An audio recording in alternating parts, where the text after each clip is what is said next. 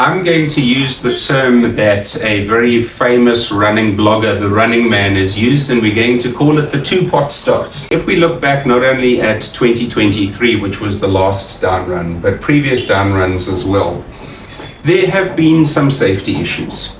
2023, the starting field was approximately 43% less than what we're going to have this year. We need actual data to be able to make informed decisions based on how quickly runners are covering distance, how many runners per minute are passing over certain places. Well, firstly, everyone talks about tradition based on the things we do now. Yes. But a lot of what we do now is actually relatively new. So we've had more comrades without chariots of fire than what we have with chariots of fire. Yeah. When for many, many years, comrades only had 3 medals. The office is going to have a procedure, and people, because remember, the aim here is safety, so it's balancing numbers. Yes. So the office is going to implement a procedure. It will come out in due course. People will be allowed to move backwards if they want to. The particular board is one of the most experienced boards to ever sit on Comrades. Yeah. We were doing the sums a couple of months ago, and there's well over 100 Comrades finishers represented on the existing board. Yeah. And that is what Comrades is trying to do again, trying to go to people who have been around the world, seen the latest and best ways of doing things, and implement a world-class best practice for our beautiful race going forwards. It is what it is, and that's why there's so much focus on getting it right.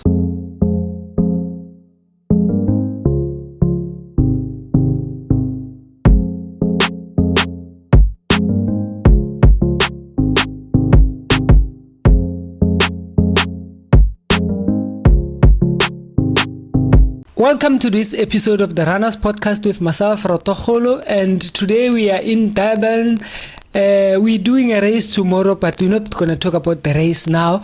We are going to talk about something that has been doing rounds and that has caused a lot of route on social media, Comrades. So today I have the CMA Board member or deputy chairperson.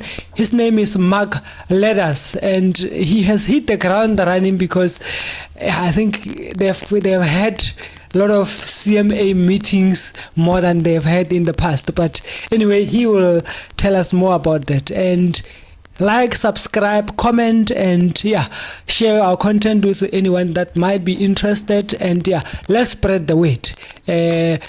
Without further waste of time, I welcome Mr. Mark.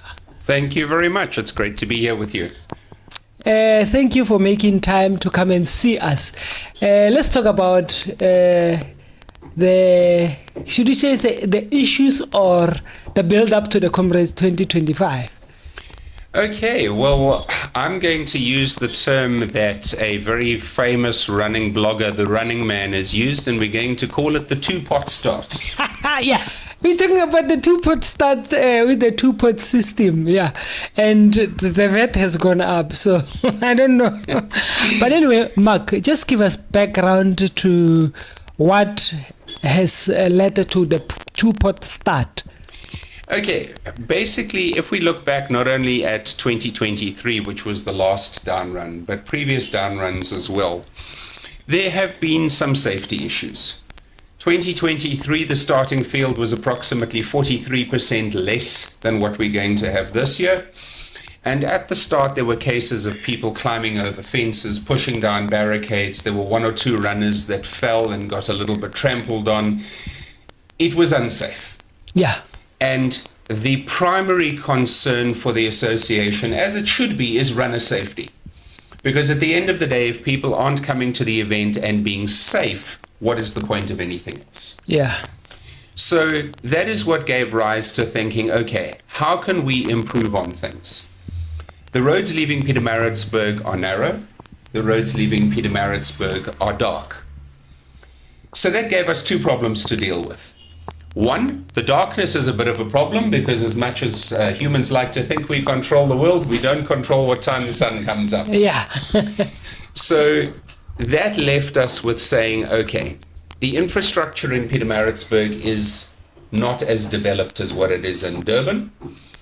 And when we leave Pietermaritzburg and get to a place like Polly Shorts, there are no streetlights. There's absolutely nothing. And it's also very difficult to erect portable lighting because of how narrow the road is. Oh, yeah. If you're putting up generators with portable lighting pylons, you're taking away space from the runners on an already very narrow stretch of road. So that is what caused us to turn around and say, okay, let's move the start a little bit later than the traditional 5:30. It means that by the time the front runners actually hit Polly Shorts, it's starting to get a little bit lighter and there's more natural light to be able to run safely. And then we see a lot of people on social media turned around and said, but what about the safety coming into Durban? Yeah.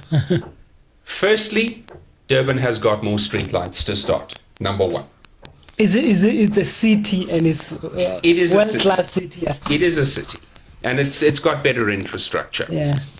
Secondly, we are going to be erecting a lot of portable lighting pylons all the way from 45th cutting to the finish.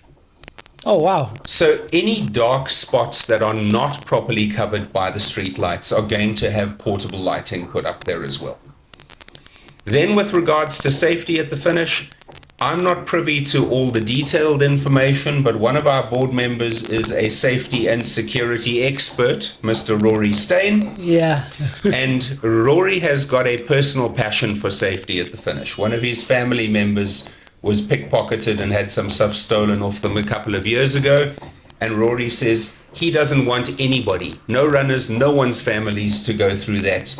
So he is putting in a lot of effort and we are putting a lot of infrastructure into place to make sure that not only the last couple of kilometers of the finish, but the entire finish precinct are safe. So that deals with the lighting problem. What then gave rise to separating the starts? Purely based on the width of the roads, there are only so many runners per minute that you can push down those roads safely. If you have too many runners per minute crossing the start of Polly Shorts and somebody has an issue, how do you get medics to them? And everybody says, oh, but no one's fallen. Yes, it hasn't happened before, but what happens if it is your mother, your father, your brother, your sister who has a heart attack and now dies because medics can't get to them because there's too many people on the roads? Yeah. So by splitting the start, we in theory are going to have half the number of runners crossing any particular point, because the front runners are going to be out and down that narrow stretch of road before the second group of runners even get there. So you're going to have a less dense experience on the road, and it's going to bring runner experience back to what it was in the 1990s and 2000s, if you look at the numbers. Yeah. Something else which is quite exciting is very few runners get the ability to start on the start line of Comrades Marathon. And who will get that experience? Well, only normally some very special superhuman elite athletes. Yeah. But this year that's going to be different, because in the front of the second start group, we're going to have all our charity runners and all our green number runners. Oh, yes, yeah. So those guys are going to get a chance to stand on the front line, be in all the television coverage, and feel like they are truly the elites of the Comrades Marathon, because Yeah. they're going to have exactly the same experience. Yeah. And when they start running, they're going to have no one in front of them. They're going to have an open road to run on. It's going to be an experience like never before. Most definitely. But then, change is good. Change can be painful, and change can mean all sorts of things to different people. And Correct. I think on this one, some people have been raving about the tradition, Comrades tradition, and so forth. But then let's just unpack the history of some of the traditions that we talk about on Comrades that have evolved over time, or that have come with time, that people seem to be concerned with. Well, firstly, everyone talks about tradition based on the things we do now. Yes. But a lot of what we do now is actually relatively new. For an example, Chariots of Fire was played, I think, for the first time only in 1984. It never happened before that. So let's say 1984, counting back from 1934. How many years? 60 years later? Correct. Okay. So we've had more comrades without Chariots of Fire than what we have with Chariots of Fire. Yeah. When for many, many years, comrades only had 3 medals. Let's just mention them for interest sake. If you know, there was. I know that most people were running silver in the early years more than the field that we have today. So I know gold, I know silver. What's the other medal that used to be there? There was a bronze, a gold, and a silver. Only 3. That was it. Yeah.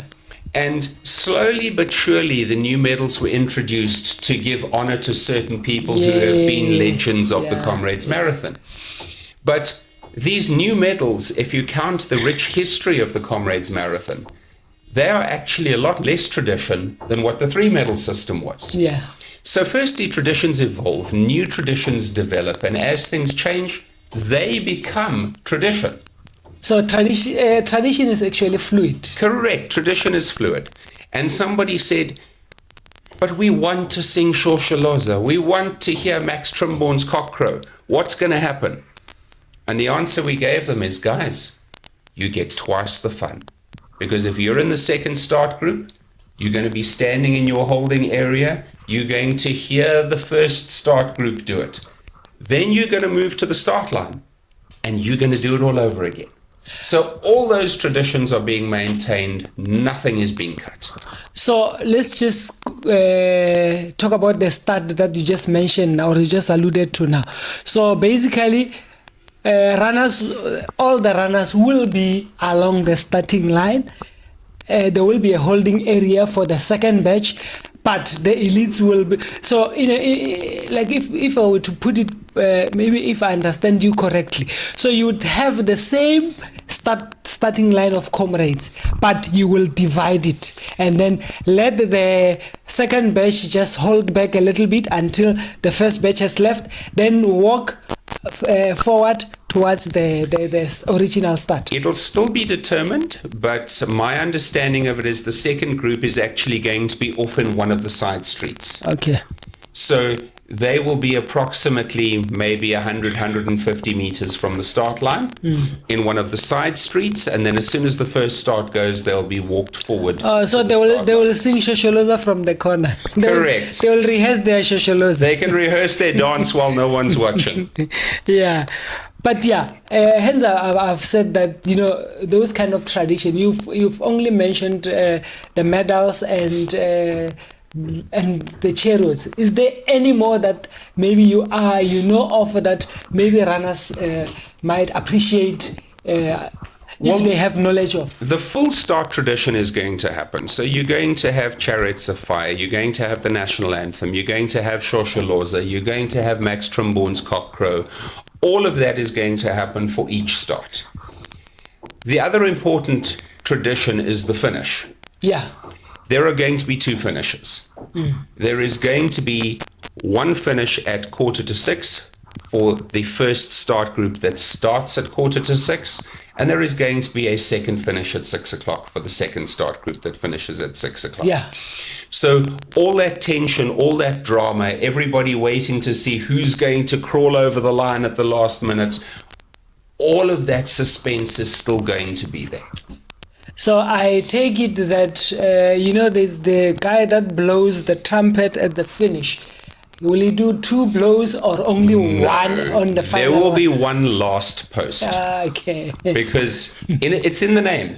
It's the last post. You can't have 2 last posts. Yeah, I'm just saying, I was just thinking about that. But then, assuming that most of the first batch, let's just say they are up to 4 hours, 4-hour finishes at their marathons.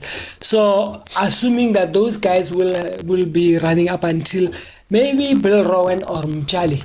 So after that, let's just say we have some who will go for their 11 hours. So you will have a countdown for the 11 hours, 15 minutes prior to the other countdown. Correct. Am I correct? You are spot on. Yeah. You are spot on. We are anticipating that by far the majority of the first start will cross the finish line long time before their 12 hours, unless they've had a very bad day. Yeah. But just for the sake of completeness and to make sure that people don't get medals that aren't supposed to get medals, there will be an official cutoff at 5:45 for that first race worth of people. But we're not anticipating huge numbers there. Yeah. Because your guys that are going to be in the first start, and the first start is, we haven't determined one bracket yet. If you run a sub 4-hour qualifier, you will be in the first group. Yeah. If you run over a 4:30, you will be in the second group. Yeah. That's 30. Between 4 hours and 4:30, Yeah. that is going to be determined come the 5th of May when qualification closes, because we need to see how many people have qualified where in order to make sure that the groups are split more or less evenly for safety purposes. Yeah. And then the FAQ document that you guys released, I think a week ago, last week. Correct. What are some? Have we covered all the points that are contained in that, or there are still other things that we haven't covered that you think? The one thing we haven't dealt with is the cutoffs. Yeah. People are saying, what about the cutoffs? How are you going to manage them? Well, cutoffs are not there to stop people finishing a race. Yeah. Cutoffs are there to essentially determine at what point is it safe to open the roads, because you are not going to finish the race. Yeah. So the cutoff times are going to still be determined. The only cutoff time we have concretely determined is for halfway. Yeah. Halfway will be at 12:30 p.m., 6.5 hours after the start of the second start which is group. 20 minutes more than the old Correct. cutoff. Yeah. Correct. So the cutoffs are being given very generously. Yeah, it's very generous. Because we want to see as many people as possible have a chance to finish. Yeah. That's the goal. And at the end of the day, people are saying, oh, but the first group is going to get an extra 15 minutes to cut off. Well, firstly, does it matter? Because they still have to finish in 12 hours. That's number one. For them, they still have to. They still have to finish. They have finish. their 12 hours. Correct. And if they come over in 12:01, they're going to get a did not finish. Yeah. It's as simple as that. But secondly, it's like I say, it's not to try and pull people out of the race. It's to determine what is the last possible minute that if you haven't passed by that stage, you're not going to finish. No, for sure. So there will be one time of cutoffs for each cutoff point. They will be calculated on the second race. And the one that we do know for sure is 12:30 p.m. for halfway. Yeah, no, it's going to be an interesting one. And then let's just talk about the two different batch starts. So previously we used to do A up to H seedings. Correct. And then what will, are we going to have color coding for you guys to spot or to differentiate between the first and the second batch? And how is those batch, like the A to H numbers going to be now? Like what's the new numbers that we should anticipate or expect? So firstly, for start group 1 and start group 2, they're going to be color coded. Yeah. The color coding is actually going to appear on the race bib as well, which is going to make life very, very easy for marshals and that to spot which person started in which race. And at the end, there are going to be 2 finish chutes as well, also color coded, to help runners firstly find the right one, and secondly help marshals spot the runners and point them to the right one. Within each start group, seeding does still matter, because let's say you fall into group 1. If you're running a 2-hour 20 marathon, well, you're going to be in A, right near the front of group 1. Yeah. If you're running a 3:55, well, you're going to be in D, towards the back of group 1. Yeah. So it does still matter. So everyone says, oh, but what's the point of now having focused on my seeding time? You're still going to be further forward depending on which group start group you're in. So for this year, to avoid confusion, we are going to keep the corrals, as we're calling them, within each start group. Oh, yeah. I forgot that term. We are going to keep them lettered A, B, C, D, E, F, so on and so forth. Okay. We're looking at potentially for next year changing that to make it a little bit clearer. Have start group A, and you'll be A batch 1, A batch 2, A batch 3, and start group B, 1, 2, 3, so on and so forth, but that decision still has to be taken. I hope you don't take away our numbers. No. That is a Comrades tradition. You have your Comrades number and you keep your Comrades number. I would hate to have to memorize a new one myself. Yeah, definitely.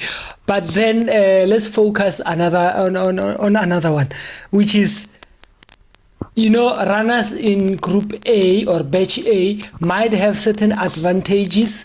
I don't know if you would allow them to start in the second batch, or you're going to be strict on that, because you might say, I will start with batch B and I don't worry about my 15 minutes late start. But then how strict are you going to be, especially on the first group? Even if he arrives late, how are you going to manage such logistics for them? The office is going to have a procedure, and people, because remember, the aim here is safety, so it's balancing numbers. Yes. So the office is going to implement a procedure. It will come out in due course. People will be allowed to move backwards if they want to. Okay. But they cannot just move backwards on the day. Oh. There will be a process. If they want to move backwards, they will have to notify and say, look, I want to move from start group 1 to start group 2. Oh, yes. Why? Because then we need to go and take some people potentially from start group 2 and put them into start group 1 in order to keep the numbers balanced across the way. So people will have the freedom, because we're trying to be runner-centric. People want to run with their friends and that sort of thing. So they will be able to move backwards. Moving forwards will be a no-no. So people that think, oh, I qualified with a 4 hour 30, but there's a gap, I can slip in here into the B group in the front. The timing system is being upgraded this year, and the system is going to know if you are supposed to start in start group 2, but your chip passes the start mat in start group 1, you're going to run 90 kilometers and get to the end and be told you've been disqualified. Yeah, which was going to bring me to which is tied into my question, whereby I'm going to say, what are will there be do's and don'ts? Because, because of the excitement, I'm running with this group, I'm running with this bus, and what are you going to be strict on and enforcing some of those rules? Because, rules are rules, and sometimes we need to adhere to the rules so that we can be fair to everyone. Look, very clear race instructions will be coming out, not only once, but a couple of times, number one. And we're also planning on having a facility at the start to broadcast those important rules again for runners, so that there's no confusion, there's no case of somebody saying, but I didn't know. Yeah. We are busy currently meeting with various authorities to determine exactly how we can apply the rules properly, but also create a runner-centric experience. Yeah. So this is not cast in stone, but this is the prevailing thought at the moment. Anybody in prize contention, your elites, maybe your A's, your age category winners, that sort of thing, anybody in prize contention, 100% of the rules will be applied 100% of the time. The social runners, there will be certain allowances for relaxation.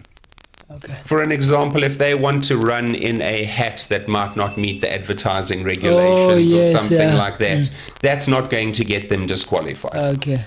That is the prevailing wisdom, because it needs to be a fun experience for the runners. See, and I think that's where most of the crazy stuff that you see, that we experience during the run, even if it's not Comrades, that's where most of them happen, whereby someone will be running this gear, will be putting on this feathers or something like that. Yeah, correct. So that is still going to be determined. There is a technical committee. Bear in mind, the board does not do race organizing.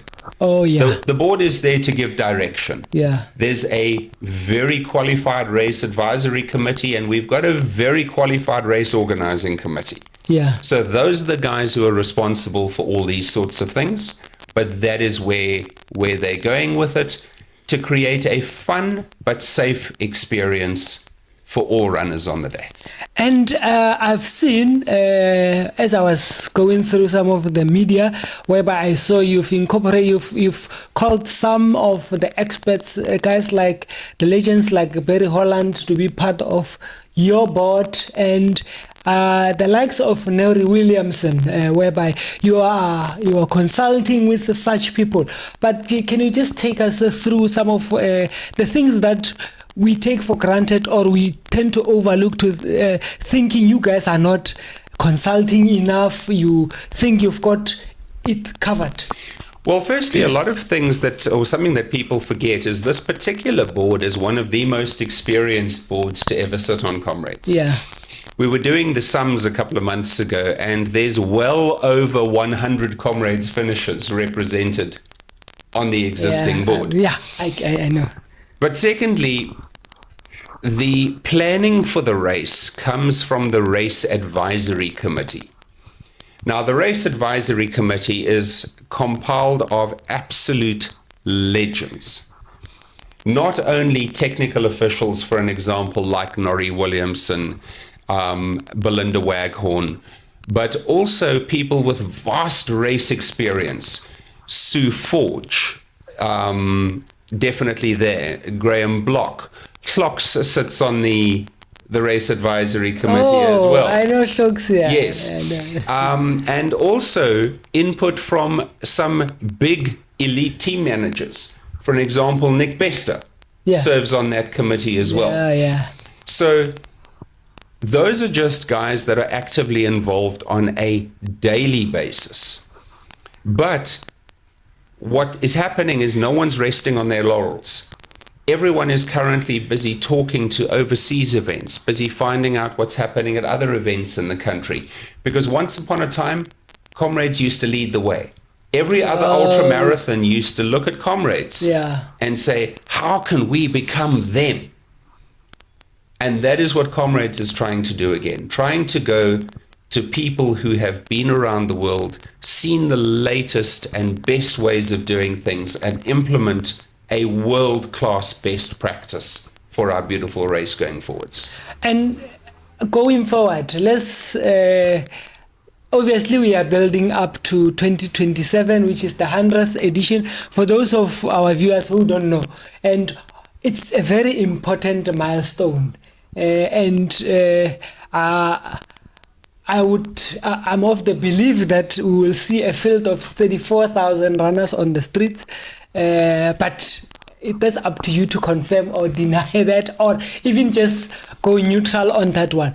So I think it is important, building up to that, to be doing things that are world class, so that come that day we can host a world class event. Well, firstly, to answer the question that you posed there by putting me on the spot, no final decision has been taken on the numbers for 2027. 34,000 has been proposed in honor of the 34 that started the very first race, but no final decision has been taken yet. What we do know is there is going to be a massive amount of demand, and there's going to be a balancing act to play between catering to that demand and still maintaining the highest levels of safety. Yeah. Yes, what's important about 2025 is 2025 is our last chance to test anything out that's new for application in 2027. This is the last down run before 2027. Yeah, we could call it a dry run to 2027. Correct. It is what it is. And that's why there's so much focus on getting it right. Yeah. No, I thought as much, but yeah. Let's talking about the 2027 event. I don't know how to phrase this one, but then, okay, before we get to that, the changes that will be implemented, like the 5:45, the 6-hour start, that will be applicable to the down run. As we gonna head to the up run, will we revert back to the 5:30 start because of the finishing in Pietermaritzburg? We will tell you that in July or August. Okay. And I'm going to tell you why. Something which is being implemented this year is a lot more timing mats to allow for statistical analysis. Oh, I see. In the past, a lot of planning has been done based on what people think versus what people know. Yeah. And we need actual data to be able to make informed decisions based on how quickly runners are covering distance, how many runners per minute are passing over certain places, etc., etc. So the answer is no decision has been taken yet for the uprun, but that decision will be taken relatively shortly after the conclusion of this year's race, once we have the ability to analyze all the additional statistical data. Oh, I see. Because I was like, the reason I am asking, I'm just putting it on record, is that thinking of the logistics going to Pietermaritzburg, but I mean, if it's the finishing, you can easily put lighting on, yeah. Correct. Yeah. But the other thing to remember is when you have a big batch of people finishing in Pietermaritzburg, I don't know how often you've tried to drive around there to either get out or pick somebody up. So there could be a big traffic advantage also in spreading the field a little bit to help with that. Yeah. So there's a lot to take into account, but there's been absolutely no decision taken for it yet. But a lot of people are saying, oh, but you shouldn't do it. We're saying, you know what, let's make a decision on actual scientific data, on fact. Yeah. And we can do that after we've got the additional information. And yeah, the question I wanted to ask is for the 2027. I've seen on the Running Man, the average age of a Comrades finisher is getting older and older.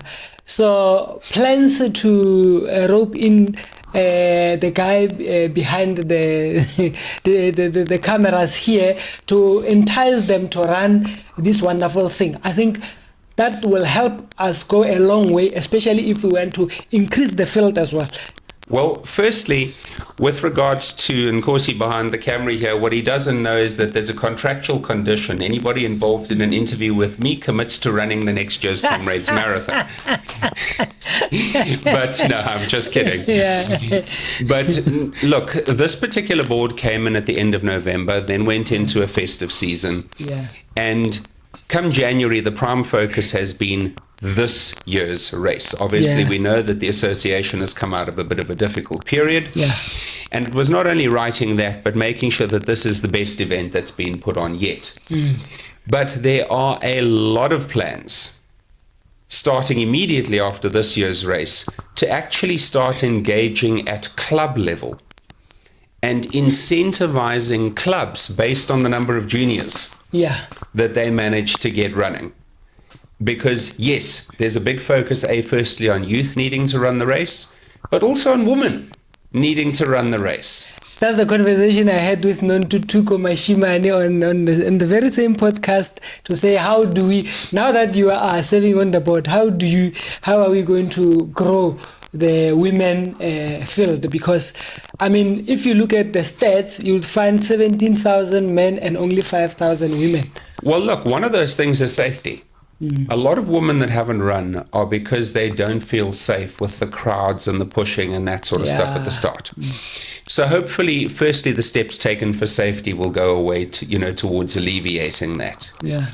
But secondly, there's a number of ideas going around, from dealing with certain women ambassadors and that sort of thing, and also getting involved with corporates who've done a lot for growing women participation in other areas of sport, like mountain biking and things like that. So there is a massive focus on it. We do appreciate that with anything, transformation takes time. Yeah. It's not going to happen that suddenly next year we have 50% of the field as female runners, but there is definitely a focus on ensuring that there is consistent growth of our younger runners and our female runners. And we're confident that with time that will happen. And let's talk about some of the misconceptions from us runners, especially when you peruse the social media. You can see that there's a lot of misconceptions that we do have. Like, I've seen a comment of someone just saying that, why don't you consider changing the route as you go out of Pietermaritzburg to go on the freeway, and those kind of things. I mean, what are some of the misconceptions that you think us runners have, but maybe take the opportunity here just to put them into, take them into your confidence that we are looking at a range of things to bring a world-class, safe and sound race? Well, firstly, the very first thing to remember is you can please some people all of the time, but you cannot please all people all of the time. Definitely. So no matter who's sitting on the board, and no matter what decisions are taken for, no matter what reasons, there are always going to be some critics. Yeah. That's human nature. With regards to that particular question on the route, I'm going to answer it with a question. Do we see the national authorities closing a major national road for a number of hours? That's the first question. And the second question is, poly shorts is one of the Comrades traditions. How would the traditionalists feel if poly shorts had to disappear? Yeah. So all of these things have been looked at. There are pros and cons. There are, possibilities and certain things that are impossibilities along the way. And a lot of focus was actually given to route options and that when looking at the safety leaving Pietermaritzburg this year. And we can't see the future. We can't say what's going to happen 20, 30, 40 years down the line. So who knows? Things might change then. But for the foreseeable future, the route is going to remain substantially the same for practical reasons. Number one, it's difficult enough to even get complete road closure on small roads over 89 kilometers. The chances of getting the N3 closed, I think I've got a better chance of falling pregnant. Yeah, I see. But whilst on the roads, because as I was driving here last night, it was raining, it was overcast, and I saw the roadworks are still, I don't know if they're still in their early stages this year and in 2025. Okay, let's talk about this year. We'll talk about 2025 after you have answered the 2027 after this one. Are you guys engaging the provincial authorities about the roads for this event? There are regular meetings, not only with the provincial authorities, but also with the prime contractor, Robex. It's happening regularly. Yeah. They're talking to us, and that's also coincidentally why the route measurement has been delayed right until the end of March. Oh, I see. Is because they've said by that stage they will be able to commit to a particular situation that can be measured and dealt with. So there is regular engagement between the race organizing committee and them. And they've made certain commitments to, for an example, even on Comrades Day, move certain bollards to allow a wider road to run on in certain places, for them to not be operating on those days for safety reasons. So the main contractor and provincial have definitely come to the party, but they are probably some of the people that the race organizing committee is speaking to the most frequently. And can we expect the road construction to be done by 2027, guys? Yeah, it can be a nightmare. Especially, on the 2026, there will be an up run. We can manage. If it's after the race, it's fine. But, Okay, that could be the subject of a sweepstakes. But no, I haven't personally been speaking to them.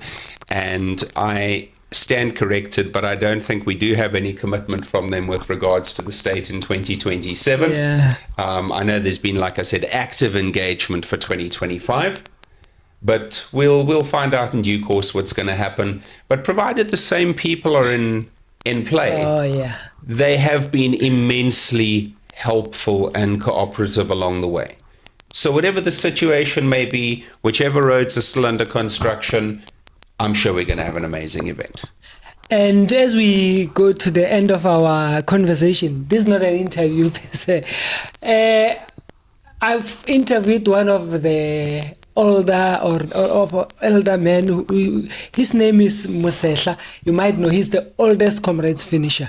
And unfortunately, I think last year he was not he was not recognized or for his finishing. He finished just 3 minutes ahead of me.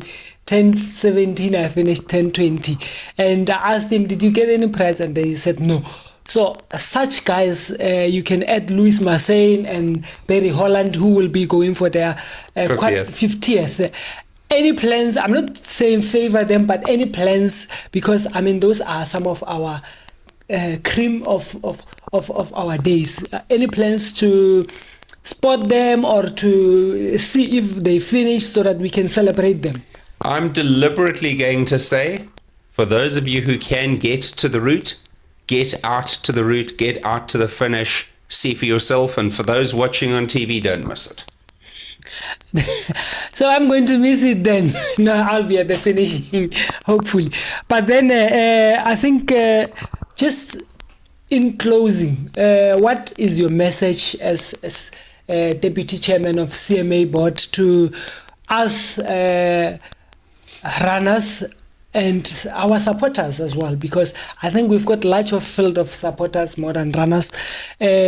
As we are building up, as we're gearing ourselves up, for this big event that is coming. It's quite simple. And it's going to sound a little bit cynical coming from somebody who's only going now for his back-to-back, running his second Comrades. But Comrades is not actually about the race for the bulk of the field. Yeah.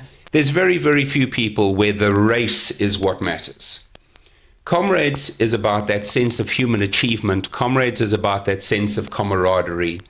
Comrades is about something else, and that's what a lot of people forget about, the ability to race for charity, for an example. Every runner, whether you meet the target to get a charity seating or not, every runner can, for free, choose to run for charity. And if they bring in even 50 Rand, it makes a huge difference for the charities along the way. But Comrades is about a message. It's about a message of saying that if you work hard, if you put your mind to it, you can get through it. And what's better, you can help your fellow man achieve something astronomical as well. And if everybody can go into Comrades with that mindset of not only celebrating their own hard work and their own performance, but all their fellow runners alongside them, that spirit of Comrades is what we're trying to bring back, to remember why we are there in the first place.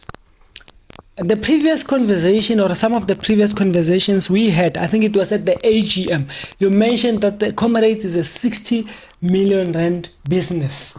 And something that I did not ask you or take you to task on is that, what about the economic stimulation to the two cities, Pietermaritzburg and Durban? And can you quantify, or can you just make people aware of the economic impact that comes with this big event? Before we even get to the cities, just to talk about, for an example, the charity benefit. Last year, Comrades handed over approximately 6.5 million Rand to the various charities. Yeah. This year, there's a higher target. I stand corrected, so please nobody quote me if I get this wrong, but I think it is the single biggest charity contributing sport event in the country. Oh, wow. I stand corrected on that, but I do think that is the case. Yeah. With regards to the economic benefit, I'm going to tell a personal story.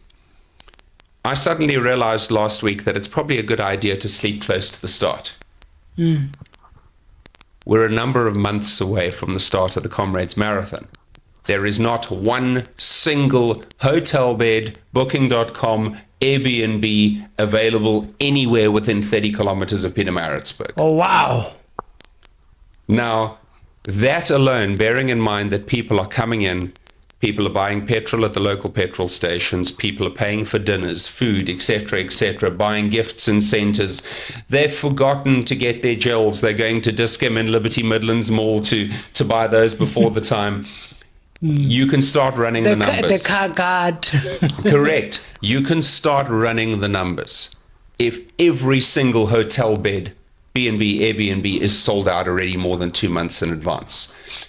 come across to Durban. Yes, this year there isn't the start here, but a lot of people stay in Durban and make use of the buses to get to the start. Yes. So there's an increased number of accommodation here and that sort of thing.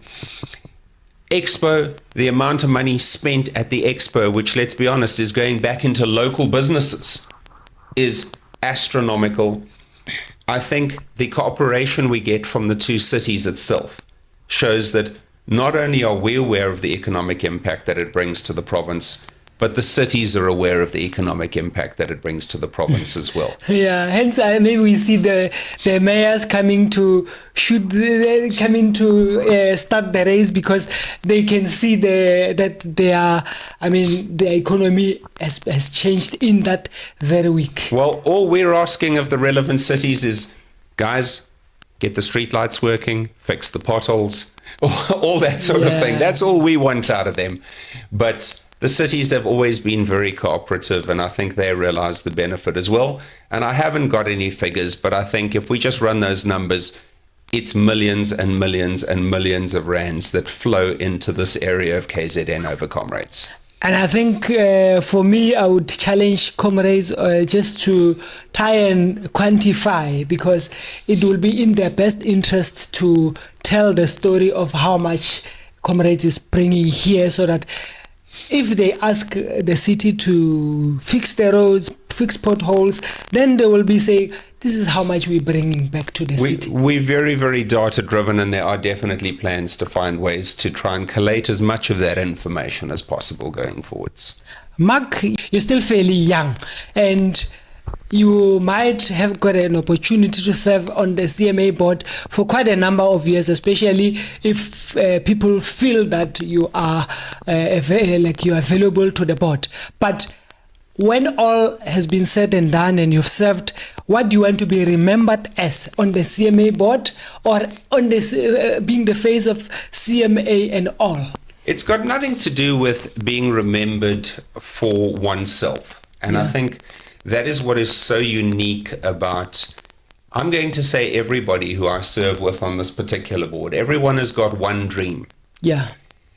And that is, at the end of their tenure, for people to say, the Comrades Marathon, the Comrades Marathon Association, and road running is better off for that person having done their time. Yeah. That's it. Everybody wants to just be able to leave behind a legacy of something better than when we started. Yeah, most definitely. And tomorrow I'm doing 42. What distance are you doing? I'm running 42 as well. I won't be racing it though. It's just a nice training run for me. But I'll see you along the road. So I hope I am able to spot you maybe on the road or even at the start, so that we can have a different interview to this one, whereby we talk about the race itself. I'll help you out. I'm running in Nedbank colours, so I'm nice bright and green, and I'm going to have Dayglow yellow shoes on, so I'll be easy to spot.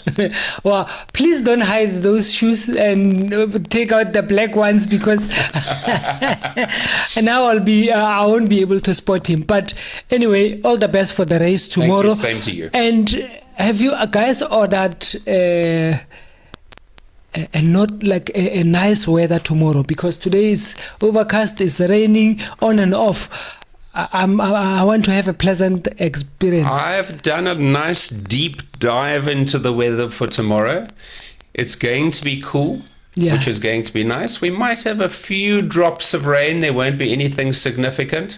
But the nicest part is we're expecting a tailwind blowing us all the way from Belito to Durban. Oh, wow. And last one, why 5 a.m. start Durban people? Maybe it's not your question to answer. Maybe I will ask Barry Holland. But if you're able to ask... I think you need to ask Barry, but I can give you the answer for somebody that runs in Durban. Yeah. Because you plan a race long before you know what the weather's going to be. And if it's a hot day in Durban, come 7 a.m., you'd wish you were not on the road anymore. It's too hot and too humid. Yeah, I know about the humidity and the hot air. So Barry could definitely answer that, but my guess would be it's to try and create some nice, pleasant running experience. But I'm looking forward to the 5 a.m. start. I've done 5:30 start in Durban, so tomorrow I'm doing 30 minutes earlier. Fantastic. Are you catching the bus up? I'm not sure. I think I'll drive with the Paulwin guys. Okay. Or one of my guys will drop me there. Some privileged people with route access. Us normal mortals are catching the bus. Are you catching a bus? Yes. I think. Anyway. Thank you for your time, and to Madame, she's our ghost lady sitting at the back there. She's just laughing. But anyway, thank you guys for your time, making time on our podcast, and I think that will help us grow as a channel to when people see the likes of the CMA Board Deputy Chairperson coming to talk to us.